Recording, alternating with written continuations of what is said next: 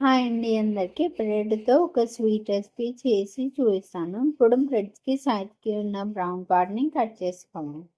ఇప్పుడు కొన్ని పాలు పోసుకొని కలుపుకోవాలి. ఇప్పుడు కలిపి పెట్టుకున్న బ్రెడ్స్‌ని బాల్స్ లాగా చేసుకొని పెట్టుకోండి. అలానే అన్ని బాల్స్ చేసుకొని పక్కన పెట్టుకోండి.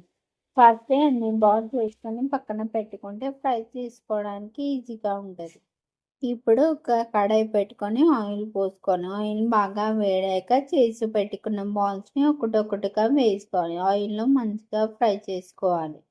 ఇవి ఫ్రై అయ్యాక ఒక ప్లేట్లోకి వేసుకొని పక్కన పెట్టుకోవాలి. ఇప్పుడు ఒక గిన్నెలో వాటర్ని పోసుకొని ఒక కప్పు షుగర్ని వేసుకోవాలి. ఇప్పుడు ఒక ఇలాచీ వేసుకోవాలి.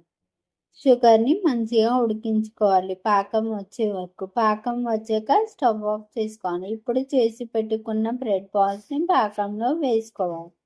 ఇప్పుడు ఒక 10 మినిట్స్ పక్కన పెట్టుకుంటే సిరప్ అంతా బ్రెడ్స్కి పడుతుంది.